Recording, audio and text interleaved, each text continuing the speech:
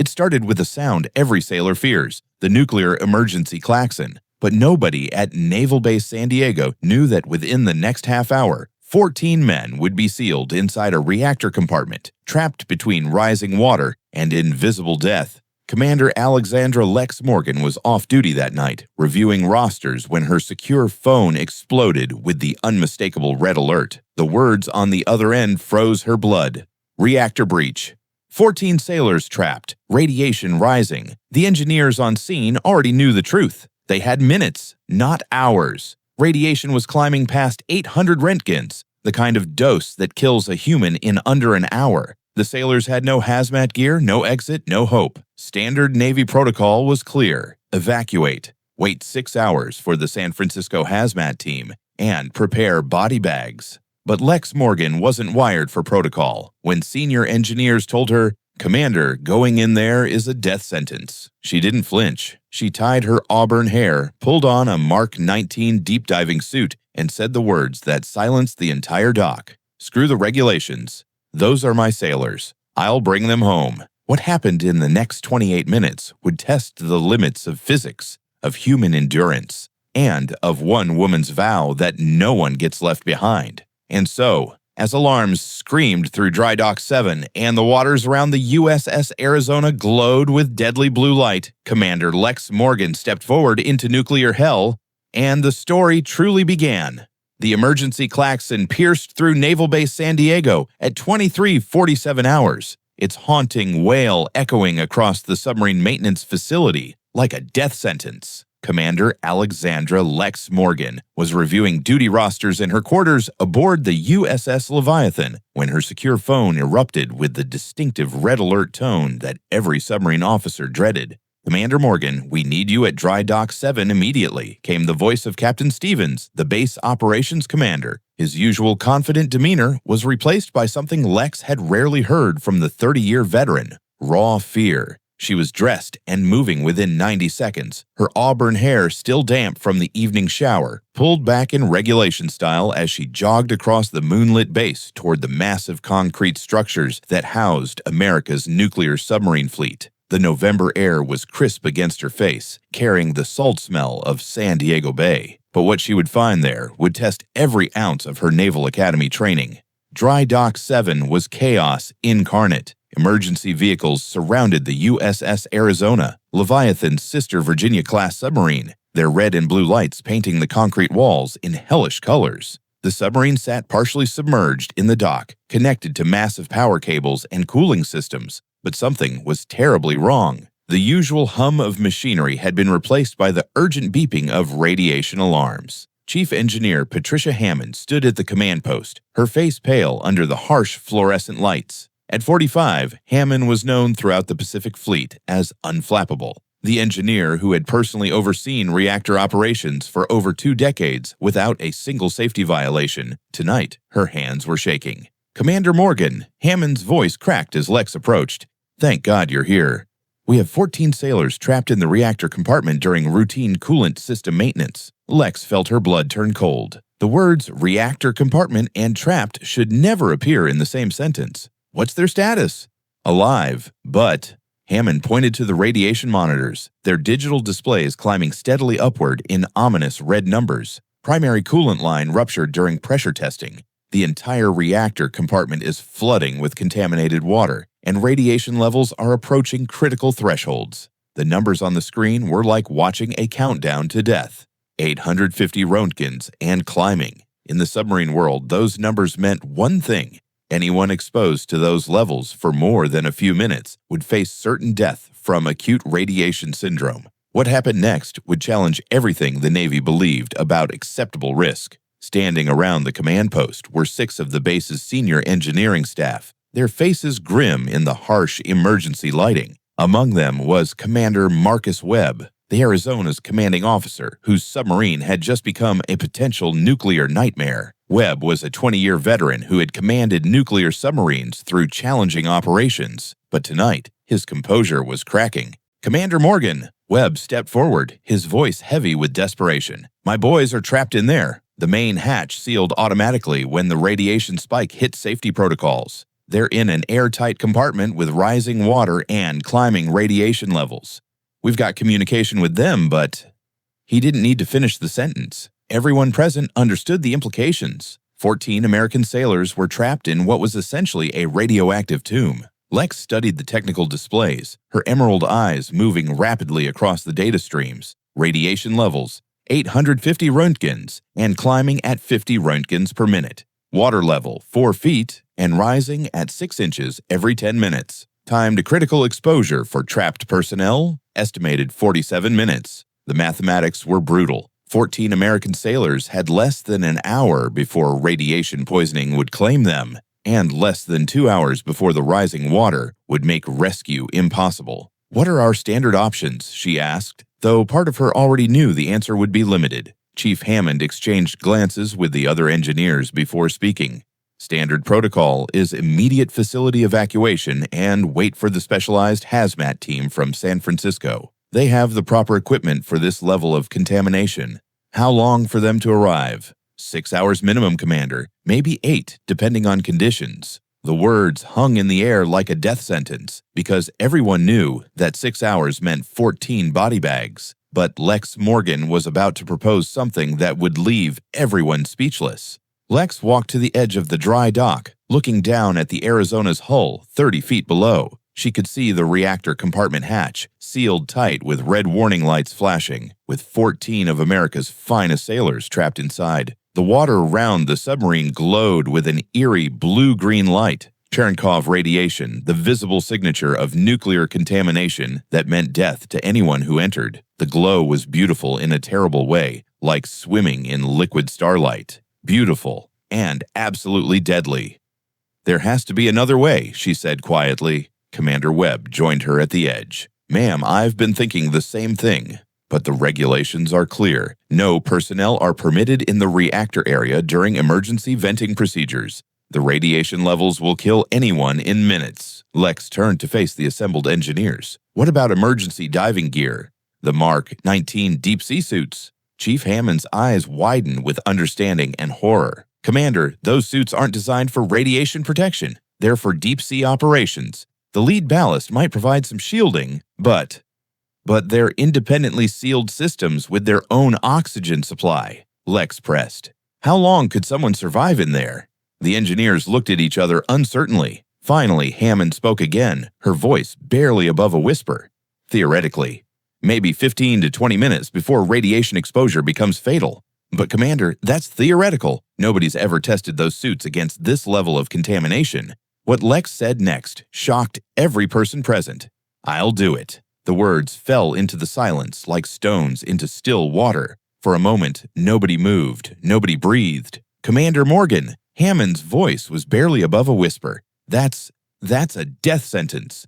The regulations specifically prohibit any personnel from entering contaminated areas without proper hazmat equipment. What you're suggesting isn't just against protocol, it's suicide." "Screw the regulations," Lex interrupted, her voice carrying the authority that had earned her command of a nuclear submarine at 37. "Those are my sailors in there, American sailors, and they have families waiting for them to come home. Parents who expect their sons to return. Wives who expect their husbands to walk through the door. Children who expect their fathers to read them bedtime stories." Her voice grew stronger with each word. "I didn't take an oath to follow regulations when they're convenient. I took an oath to protect and serve, and that means doing whatever it takes to bring our people home." Commander Webb stepped forward, his face etched with conflict. "Ma'am, I can't let you do this. As Arizona's CO, I should be the one taking this risk. They're my sailors." "No." Lex's voice was firm but not harsh. "You have a wife and 2 children, Marcus. I checked your personnel file. Those sailors need someone who understands nuclear submarine systems, someone who can navigate that compartment in near-zero visibility, and someone who has less to lose." But nobody knew about Lex Morgan's secret training. What the assembled engineers didn't know was that Lex had spent 6 months at the Navy's Deep Submergence Unit, training for exactly these kinds of impossible rescues. The program was classified, known only to select submarine commanders who might face scenarios where standard rescue procedures would fail. Underwater navigation in zero visibility using only sonar and touch. emergency ascent procedures from crushing depths, combat swimmer techniques for hostile underwater environments, and most importantly, how to function under extreme pressure when every second counted and failure meant death. She had trained in flooded compartments, practiced rescue procedures in conditions designed to simulate the worst possible scenarios, and learned to navigate complex underwater obstacles while maintaining life support for multiple personnel. The training had been brutal, designed to push submarine commanders beyond their limits. "Get me the Mark 19 suit," she ordered. "Full radiation monitoring equipment, emergency oxygen reserve, and an underwater communication system.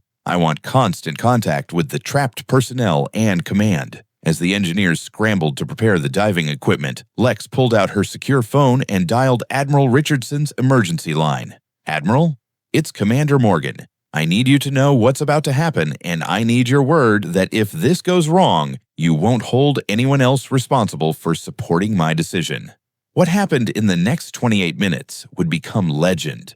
The Mark 19 deep-sea diving suit was a marvel of naval engineering, a self-contained underwater vehicle that looked more like something from science fiction than traditional diving gear. The suit was designed for operations at crushing depths, equipped with its own life support systems, propulsion units, and communication equipment. As the technicians helped Lex into the heavy suit, she could feel the weight of 14 lives pressing down on her shoulders like the pressure of the deep ocean itself. The suit's internal systems hummed to life as she was sealed inside. "Communication check, Commander," came Hammond's voice through the helmet radio. "Clear copy, Control," Lex replied, her voice steady despite the magnitude of what she was about to attempt. "Radiation monitors active, oxygen supply at full, emergency systems green across the board." The suit's heads-up display showed her vital signs, oxygen levels, and most ominously, a radiation counter that was already climbing as she approached the contaminated area.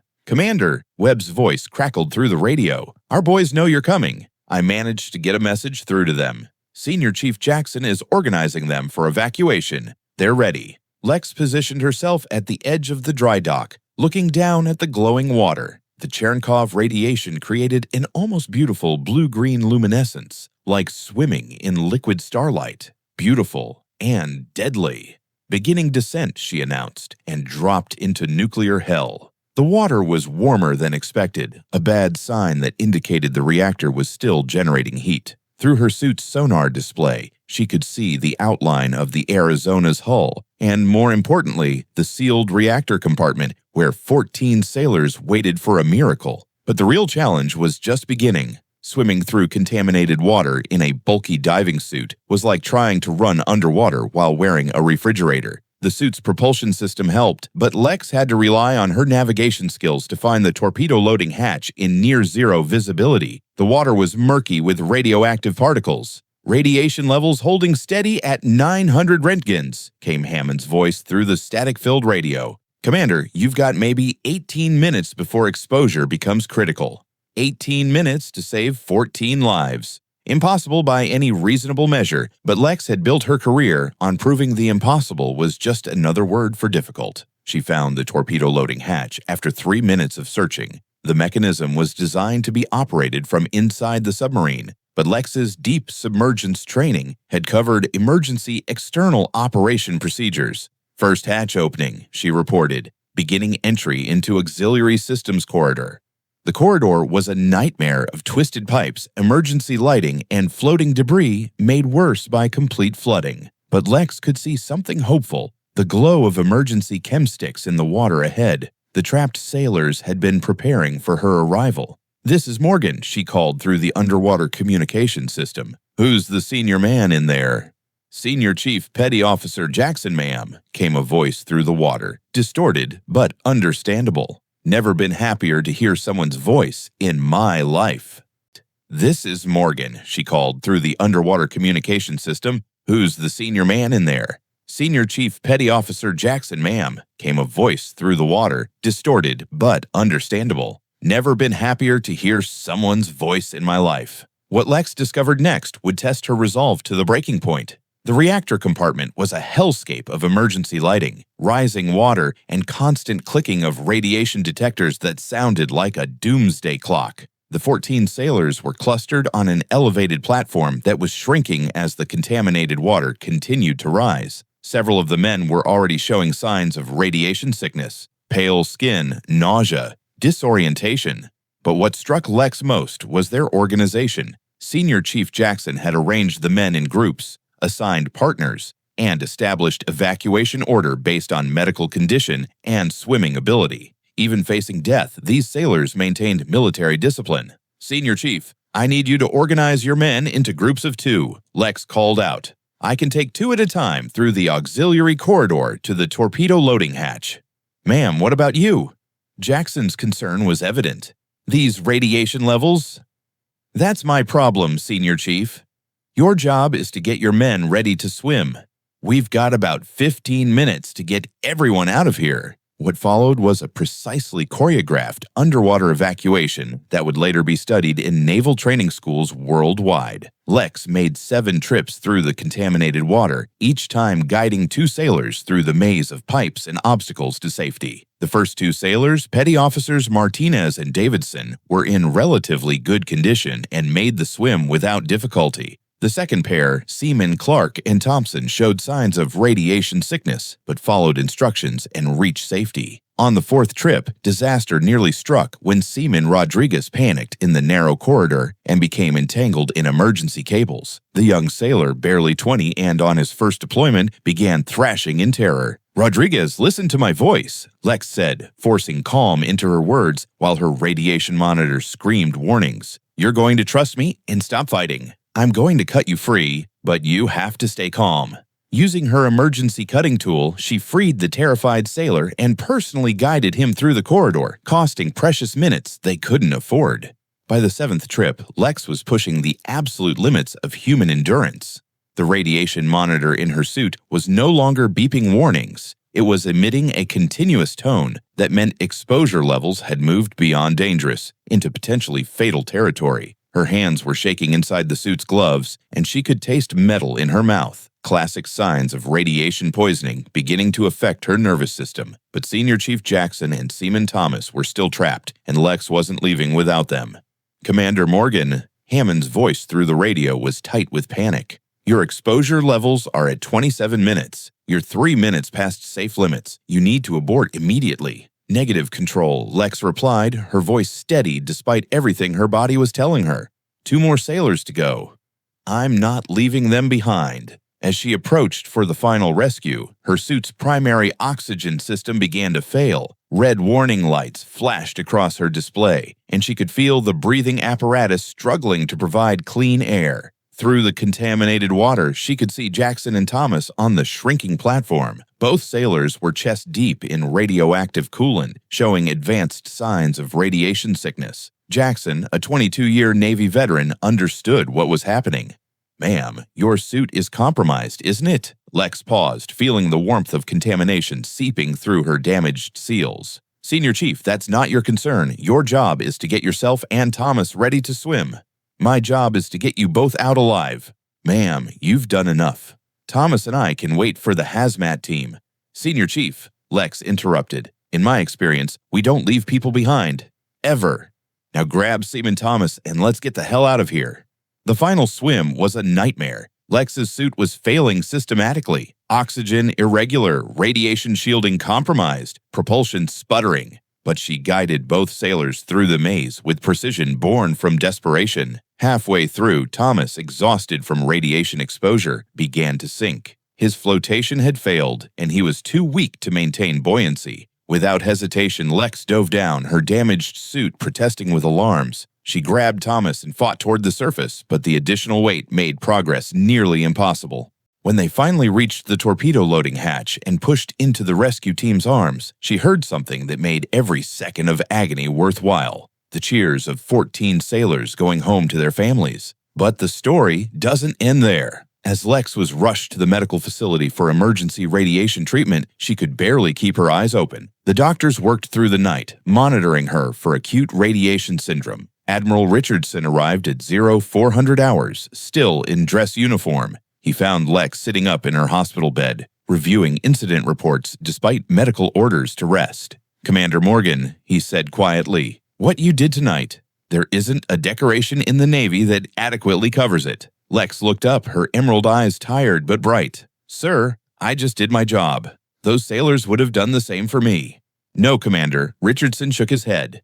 Most people would have followed regulations and waited for the hazmat team. You chose to risk everything for 14 people you'd never met. That's not following orders. That's leadership.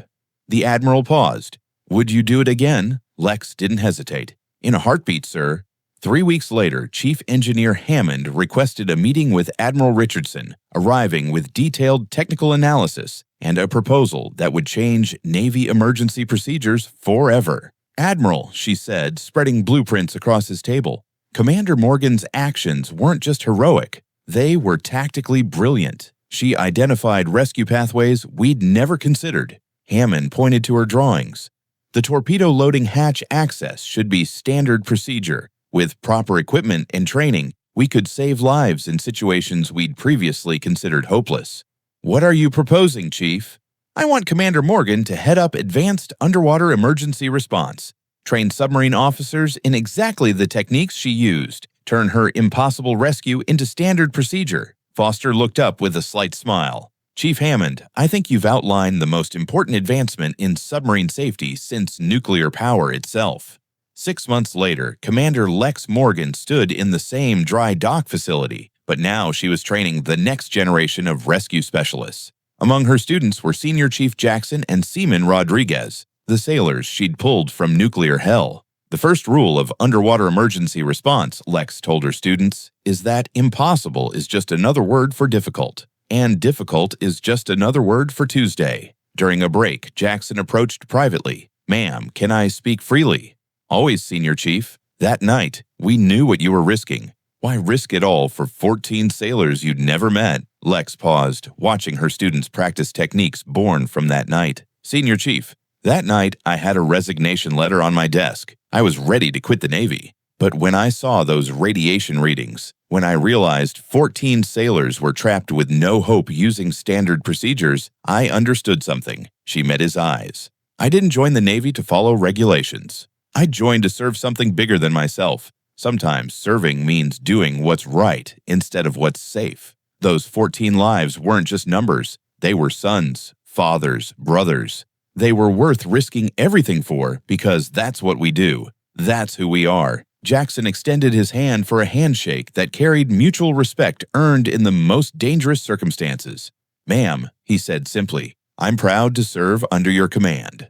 As Lex watched her students continue training, she touched the small radiation monitor on her uniform. It had been modified to commemorate that night. Instead of measuring exposure levels, it displayed 14 lives saved, mission accomplished. The emergency klaxons were silent that day, but Commander Alexandra Lex Morgan was still ready, because somewhere out there, other sailors were depending on officers who understood that sometimes the most important battles aren't fought with weapons. They're fought with courage, determination, and the unshakable belief that no one gets left behind.